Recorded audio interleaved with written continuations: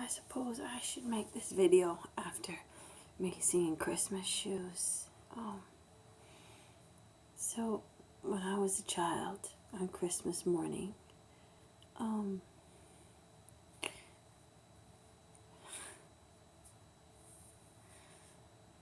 I'd look in the Sears catalog every year, and there was always at least one thing that I would want every Christmas, and I would write my wish down and tell it to Santa, or write it to Santa. By the age of 7 or 8, I knew that I never received what I asked for Christmas. I would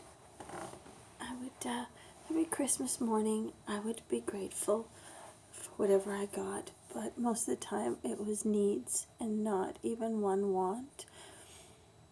For whatever reason, my mother never saw us as individuals, or we had names, but she would mess them up too. Most of the time I'd be called Richard or Jill before Julie. And so there was one boy and 2 girls. And then Christmas morning there'd be an outfit that Mom would pick from. My mom would pick from the mall or something, because we'd get like one new outfit once a year for school, and it was never what was on the in crowd or what the other kids were wearing, and so I was always picked on at school a lot because of that. But and we weren't really poor. It's just not how my parents did Christmas. So I'd have like a sweater and a pair of pants and a pair of socks and whatever. And my sister would have she was 6 years younger than me. She'd have the identical thing but in a different color. So my siblings would always open their gifts first, and I always knew what I was going to get in my present, because my sister would have hers opened already and she'd pull it out, and mine was always just another color. It wasn't always necessarily my favorite color. My mother never really cared about my letters or what I wanted for Christmas, and so there'd be 2 or 3 gifts under the tree, and that would be it. Christmas Eve we'd get to open a small gift or something, and then we'd watch the same family video. That Dad used to record a new Christmas video with all of us and the Christmas tree and everything else every year for our entire childhood, which I thought was cool. But I never got what I wanted. And then when I got married, Christmas time, there'd be gifts, lots of gifts under the tree for the children always, and the animals, and I always made sure the tree was all lit and perfect and put together, and I would stay up till midnight till I was exhausted wrapping final gifts and taking care of the stockings and making sure everything was vacuumed and the dishes were all done. And even through my illness I did this, and I was always so proud and excited about and worried if my kids would like all of the things that they got for Christmas morning. But every Christmas morning they would come down and I would come down, and many Christmases there was never anything under the tree for me, ever. And I would come downstairs and watch everybody happy. Stephen's mother, my mother-in-law, in the last 10 years, she'll send a big box of gifts, and she won't send me one present anymore. There's nothing under the tree for me from her. She'll have a gift for everybody else, and 2 or 3 for Stephen. She'll spend like $200 on him, and nothing for me. And makes me sad every single year, because she doesn't deserve a daughter. She said she always wanted one, but she just treats me like shit every single year. Forgets about me purposefully, and it's Christmas. How can you do that to your own daughter-in-law? That's what she does. And I get sad. There might be maybe one present under the tree. Twice now. This last year I got a new and improved karaoke machine, which isn't even in anymore. Like, nobody does this anymore. Everything's on the internet, and I I didn't ask for that. My husband never asked me what I want for Christmas, and I never receive under the tree what I ask for. And he gets everything that he wants from his mom when he asks for it. So my mother doesn't pick up the phone. She doesn't send me presents since my dad passed away. So for over 10 years, I've had nothing from her, not even a phone call, not a card, nothing.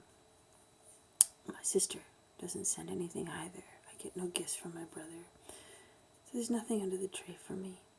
And one of my biggest wishes in my entire lifetime for Christmas is just once, for me to come down Christmas morning and have a bunch of presents under the tree for me. Maybe I'm selfish. Maybe I have no right to ask for that.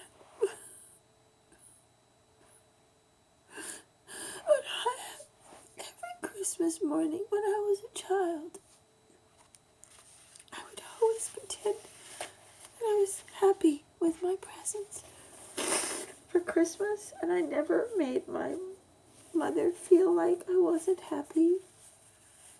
I never complained.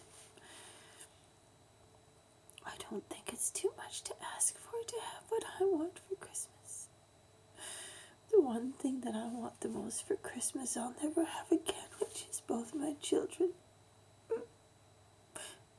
By the Christmas tree, Christmas Day opening presents. You need to appreciate what you have.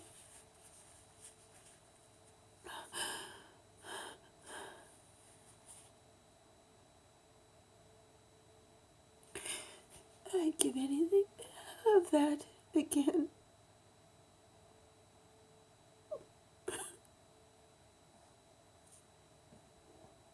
It's so incredibly hard being me. It's so incredibly hard to wake up every day. And it's even harder to have the things that have happened to me happen to me, and that I'm expected to be strong and act like everything's okay when it's not.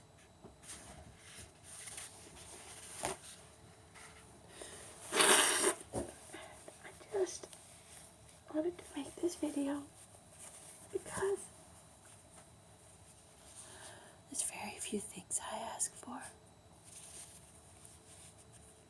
I can be happy 99% of the time, and that's okay. Why can't I have one Christmas morning where there's at least 5 or 6 gifts under the tree for me? Not just gifts, but somebody who actually comes up to me and says, "What do you want for Christmas?" And I actually get it. Man, that would be the best Christmas day ever.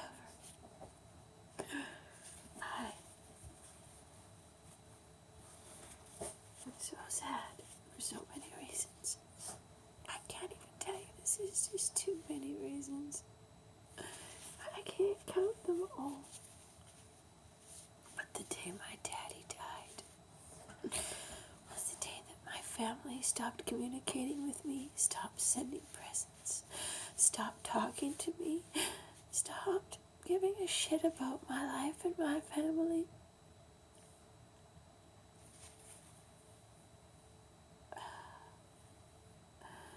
It's like he took a piece of me with him. That's what it feels like. And when my doctor found out my daddy died, she forced me to go into an inpatient mental hospital. She forced me to go. And she said, "You just need some rest." I didn't need rest. I needed to feel the pain.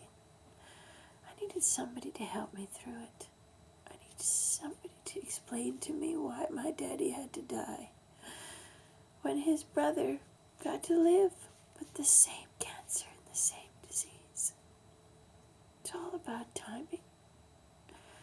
And I know I know that Daddy had to go.